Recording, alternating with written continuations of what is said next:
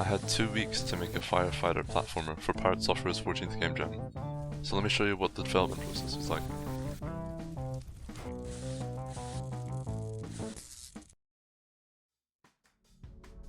The Gamejam's theme was It's Spreading, and my initial idea was a game where your body has an infection of some sort, maybe something similar to endoparasitic, but I didn't have a clear idea of where I'd want to go with it.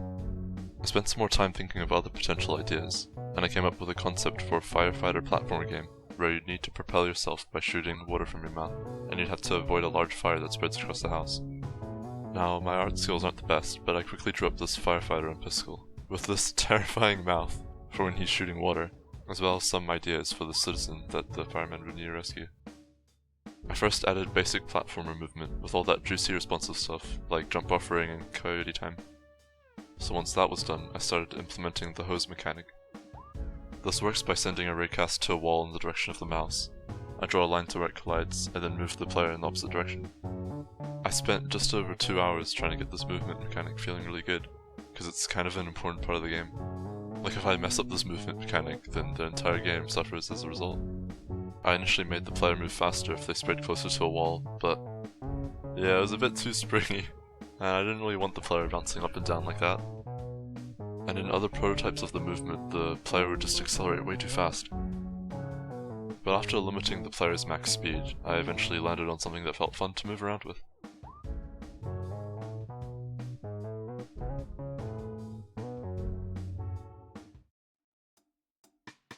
Right now, my main goal is to add all the things I needed for a functioning level. I made a simple test level where you needed to reach a civilian and then escape to the fire exit. This escape system was inspired by Pizza Tower, where in Pizza Tower you need to escape to the start of the level before timer runs out. The problem with my game right now was that you couldn't really exit through the fire exit. There's no big fire to escape from, and for a firefighter game there wasn't any fire to put out, so I knew that this empty test level needed to be filled up with some fire. For the fire system, I initially planned that there would be some sort of hierarchy where you have to put out the small fires first before you can put out a big fire, and then over time the big fire would reignite the smaller fires. But while I was coding this in, I realized, hey, this is so needlessly complex, and I just really wanted to make a much simpler fire system. In my new simplified system, I changed how the fires worked by making each fire individual. I gave these fires a hitbox and made their visuals using Godot's particle system. They could be put out by spraying them, and these fires would reignite after a while. So with the fire complete, I set off to add some more important things. I added this pit obstacle, and I made the fire exit actually work as a proper functioning fire exit. As well as that, there was some extra visual things I added, like these water particles, and a grid background. After implementing these, I decided to call it a night. I had been working on this game from about 9 AM to 12 AM, so about 15 hours total, including breaks. This had been a really busy day, but I was really happy with how productive I had been. On the second day of the Gamejam, I finally added the big fire, as well as some more sound effects and general polish. The big fire initially looked like this, mainly just a gradient with a hitbox and some particles, and this fire would spread across the house after you reached the civilian. It doesn't look super great, but it was an early iteration, and it went through a bunch more iterations until it looked good. Some feedback that I had gotten was that it wasn't super clear at what point the fire would kill you, because you couldn't really tell where the hitbox was. But I spent like way too long making a bunch of iterations to make this look decent. But at some point I was happy with it. Or I was just tired of working on it for so long. I also added a bunch of water sounds from Pixabay. So these two sounds will play when you're just shooting out water. This sound plays when your water is hitting a surface. And this sound plays when you're putting out a fire. By this point I had made enough objects to make some basic levels. I could place some walls, put some fires around, maybe add a pit, but I felt like I didn't have enough to work with, so I wanted to add an interesting new obstacle.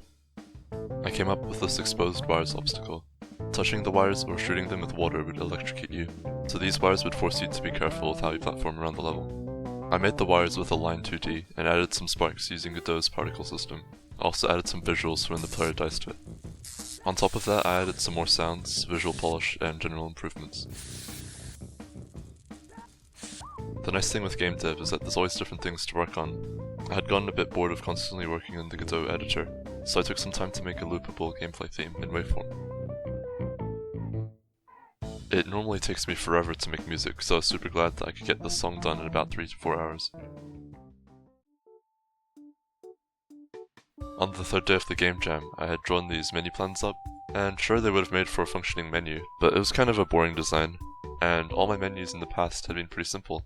I had recently seen a devlog from MZ where he made a pretty cool jazz poster menu during a game jam, and for some reason that stuck with me. I don't think I could draw something as good as that, but it still encouraged me to try to do something interesting with my menu in some shape or form.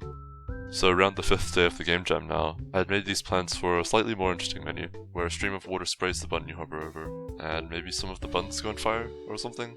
I don't really know, man. But eventually I was able to finish the menus, and I'm really happy with how they turned out. It's a great way to introduce the game's themes before the player even starts playing. By now, all the important gameplay aspects were pretty much done, so I started planning out level designs. A lot of this was done on paper, and yeah, it's pretty messy, but it's pretty handy to have a place where you can just scribble all your random ideas.